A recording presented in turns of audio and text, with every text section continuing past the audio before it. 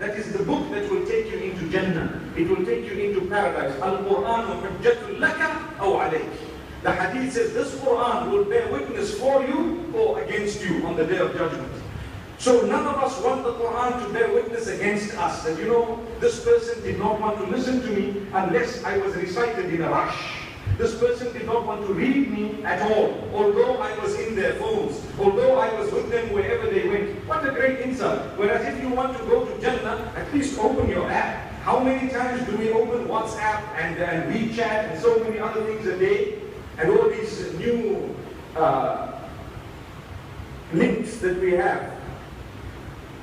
We open it so many times, Facebook and Twitter, and we refresh it to see who messaged me and who didn't. But the messages from Allah subhanahu wa ta'ala are also in the same phone. Do you know that? How many times do you see those? How many times do you listen? If I send you a joke on WhatsApp or on your phone somehow, you would want to listen to it because it's a joke, it's going to make you laugh at the end of the day. But if I send you a verse of the Quran, you might say, you know what, so gloomy, so gloomy. You just listen to the Imam starting and you switch it off and say, I shouldn't even have downloaded it, it wasted my internet. It wasted the space in my phone and it took away my gigabytes. I'm paying for the service data. That should not be the attitude of a Muslim. We ask Allah to forgive us. That should never be the attitude of a Muslim. You need to develop a link with the Quran so that the Quran takes you into Jannah. You need to learn to read the Quran and its meaning so that it takes you into Jannah. Because it is the word of the owner of Jannah. That's the reason. It is the word of the owner of Jannah. And I've given the young people an example that you know what, if someone you really love sends you a message, no matter how long it is, you want to read it. Why? Because you really love them. Really love them. What about Allah subhanahu wa ta'ala? He sent you the whole Quran. You don't just read it in the month of Ramadan. Start now. Start today. Pick up the Quran and read one verse every day. Is it too much? Is it too much? One verse, not more than one verse. One verse every day. Today, you read Alhamdulillahi Rabbil Alameen. Tomorrow you can read Ar-Rahman Ar-Rahim. No problem. The next day you can read Maliki Yawmiddin. This is the minimum. You must be thinking that's too little, isn't it?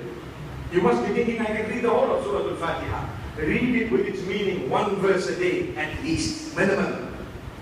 Put a marker. Wallahi, there will come a day when that Quran will bear witness for you because the hadith says, إِنَّمَا الْأَعْمَالُ بِالنِّيَّاتِ وَإِنَّمَا لِكُلِّ امْرِئٍ مَّا نَوَى.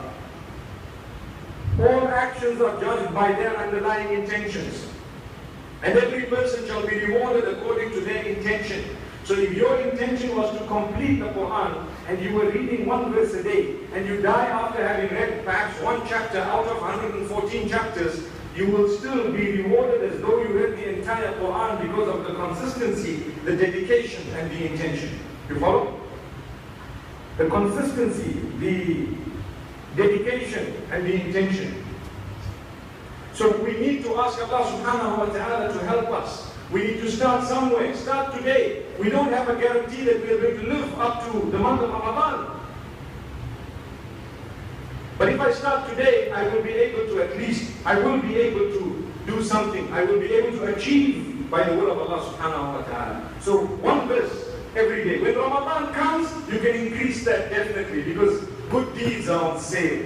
You get a much bigger reward for a good deed done in the month of Ramadan than you would if the same deed was done outside the month of Ramadan.